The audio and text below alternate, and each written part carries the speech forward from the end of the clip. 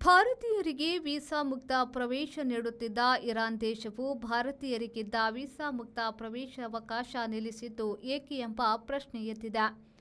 ಭಾರತೀಯ ಪಾಸ್ಪೋರ್ಟ್ ಇದ್ದು ವೀಸಾ ಇಲ್ಲದೆಯೂ ಹೋಗಬಹುದಾದ ದೇಶಗಳಲ್ಲಿ ಒಂದಾಗಿತ್ತು ಇರಾನ್.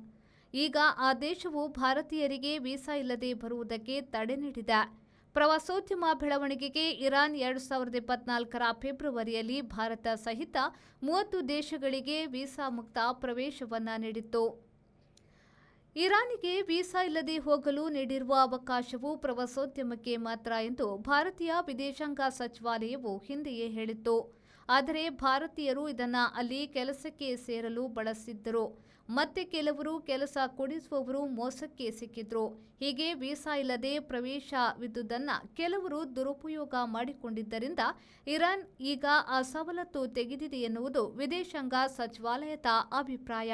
ಆದರೆ ವಿದೇಶ ವ್ಯವಹಾರ ತಜ್ಞರ ಅಭಿಪ್ರಾಯವೇ ಬೇರೆ. ಯುಎಸ್ಎ ಮೊದಲಿನಿಂದಲೂ ಇರಾನ್ ವಿರುದ್ಧ ಇದೆ. ಇತ್ತೀಚೆಗೆ ಭಾರತವು ಯುಎಸ್ಎಗೆ ಹತ್ತಿರವಾಗುತ್ತಿದೆ ಮತ್ತು ಹೊಸದಾಗಿ ತೈಲ ಖರೀದಿ ಒಪ್ಪಂದ ಮಾಡಿಕೊಂಡಿರುವುದರಿಂದ ಇರಾನ್ ಕೋಪಗೊಂಡಿದೆ. ಹಾಗಾಗಿ ವೀಸಾ ಇಲ್ಲದೆ ಬರಲವಕಾಶವಿಲ್ಲ ಎಂಬ ಹಿಂದಿನ ನಿಯಮಕ್ಕೆ ಹೋಗಿದೆ ಎನ್ನಲಾಗಿದೆ.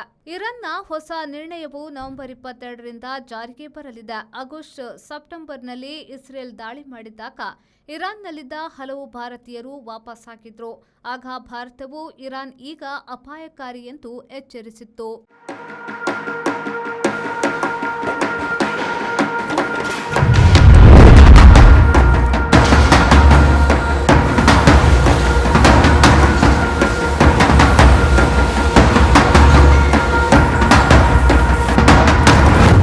Friends Winner and Ply, Industrial Area, Baikampadi, Mangaluru.